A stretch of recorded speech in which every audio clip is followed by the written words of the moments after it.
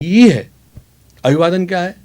झुकना, किसी की चरण सेवा कर देना, हाथ पैर का कार्य कर देना, ये हमारे शिष्टता में आता है। कोई बूढ़ा जा रहा हो, कमर झुकी हो, सामान लिए, तो हमारी शिष्टता में क्या है कि युवा का काम है, उसकी शिष्टता है कि उसको ले ले और वो वहाँ तक पहुँचा दे। कोई गरीब है, उस तक अपना कुछ जेब खर्च पहुँचा दे। ये बच्चों को सिखाया जाता है शिष्टता। तो जब शिष्टता हम सीख जाएंगे, शालीन हम हो जाएंगे, शीलवान हम हो जाएंगे, तो हमारे अंदर दूसरों के प्रति खर्च करने का भाव पैदा हो जाएगा। बल्कि हम ये कहें कि अगर बच्चे शिष्ट और शालीन नहीं हैं तो उस परिवार की अशिष्टता और उसको परिवार का फुहड़पन दिखाई दे जाता है। जो बच्चे ठीक से कपड़े पहने हैं, ठीक है, आपने कपड़े महंगे पहना दिए, आपने ठीक से कटिंग अच्छे बार्बर से करवा दिया, लेकिन उनके जो बोलने का ढंग है, कोई पूछने आया पापा है और उसने अपने हाथ को यूँ उठाते हुए और मुंह टेढ़ा करते हुए और कुछ ऐसे ही बोल दिया, ना प्रणाम किया ना कुछ किया, तो अंदाज़ा लग जाता है कि ये परिवार शिष्ट परिवार नहीं है। शिष्टता परिवार का द्योतक है, शालीनता परिवार की द्योतक है। ऐसा पंचशील है, इसमें सारे शील आ जाते हैं शालीनता में। और वो चीज़ जो आप कह रहे हैं वो समझ विकसित हो जाती है कि अपना कुछ दूसरे के लिए खर्च करना। आपने क्षमशीलता, मितव्ययिता और शालीनता के विषय में बताया। इसके आगे बिंदु आता है सुव्यवस्था। तो सुव्यवस्था का क्या महत्व है और परिवार में इसकी आवश्यकता क्या है? सुव्यवस्था का महत्व समझने के लिए आप एक बात पर ध्यान दें कि प्रकृति में एक बात है, कहते हैं जो प्रकृति के निकट रहता है वह व्यक्ति स्वस्थ रहता है, और जो प्राकृतिक नियमों के निकट रहता है या प्राकृतिक नियमों को जीवन में लागू करता है वह सुखी रहता है और आनंदित रहता है, शांति में रहता है। प्रकृति में नियम है ये सब जगह सुव्यवस्था का। आप देखें, सूर्य अपनी व्यवस्था से चलता है, चंद्रमा की अपनी व्यवस्था है, ग्रह नक्षत्रों की अपनी व्यवस्था है, ऋतुओं की अपनी व्यवस्था है, शरीर में एक व्यवस्था है। अगर आप देखें तो दिल अपने स्थान से धड़कता है, फेफड़ों का अपना काम है। प्रत्येक सिस्टम सिस्टमेटिक कार्य कर रहा है, और जिस क्षण यह सिस्टम गड़बड़ाता है उसी समय शरीर को रोगी घोषित कर दिया जाता है, ये रोगी हो गया, और सिस्टम सारे लड़खड़ा जाते हैं, तो फिर आप जानते हैं फिर तो बस वो बेकार है। तो सुव्यवस्था का महत्व तो प्रकृति में है, इसलिए मानव के जीवन में सुव्यवस्था का महत्व होना ही चाहिए।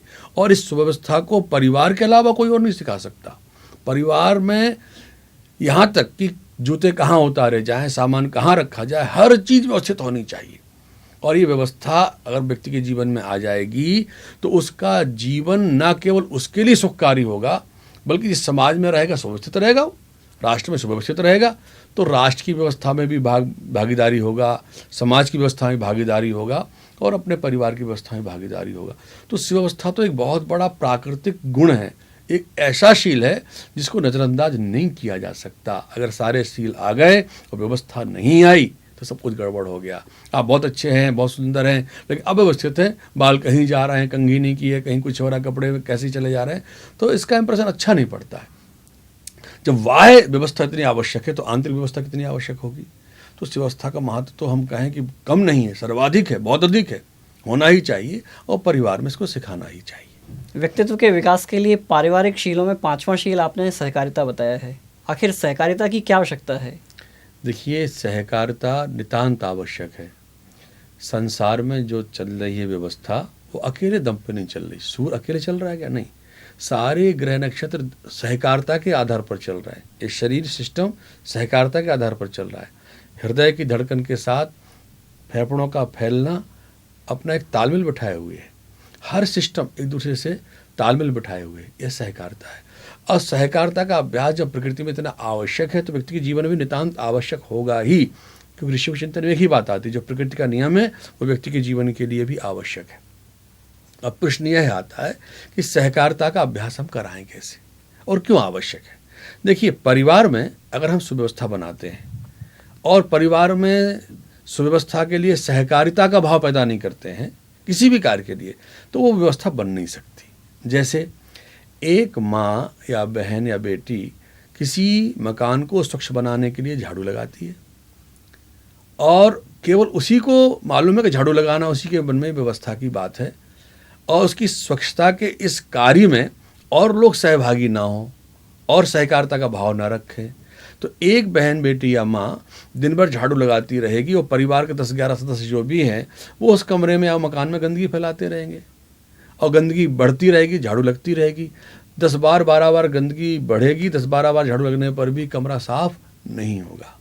लेकिन यदि उन परिवार के सारे परिजनों को सहकारिता का भाव पैदा कर दिया जाए कि देखो भाई, हर काम में परिवार सहकारिता का भाव रखता है तो कार्य होता है, और सहकारिता का भाव आ जाएगा परिवार में, तभी परिवार परिवार है, तभी व्यक्ति व्यक्ति है, तभी राष्ट्र राष्ट्र है, तभी समाज समाज है। तो सहकारिता के भाव के बगैर और कोई शील श्रेष्ठ नहीं बन सकता। अगर शालीनता और सहकारिता नहीं है तो एक शालीन रहेगा, बाकी सब उसके विरोध में रहेंगे, तो काम कैसे चलेगा। ये 5 शीलों का अपना महत्व है।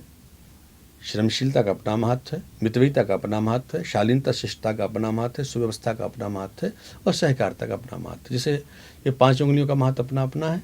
लेकिन जब तक ये 5 उंगलियां एक साथ नहीं मिलेंगी तब तक शक्ति का प्रहार तगड़ा नहीं हो सकता, मुष्टि का प्रहार नहीं बन सकता ये। उसी तरह से किसी व्यक्ति में जब तक ये 5 गुण साथ साथ समग्रता के साथ विकसित नहीं होंगे तब तक वह व्यक्ति शालीन नहीं कहला सकता। शालीनता के विकास के लिए 5 गुणों का साथ साथ विकास होना आवश्यक है। और जब ऐसा व्यक्ति होता है तो कहते हैं शालीनता बिना मोल मिलती है, पर इससे सब कुछ खरीदा जा सकता है।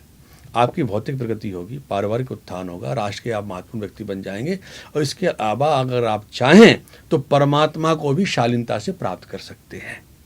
व्यक्तित्व के विकास के लिए आवश्यक पारिवारिक पंचशीलों के विषय में आपने अत्यंत महत्वपूर्ण जानकारी दी। युग प्रवाह परिवार की ओर से आपको बहुत बहुत धन्यवाद।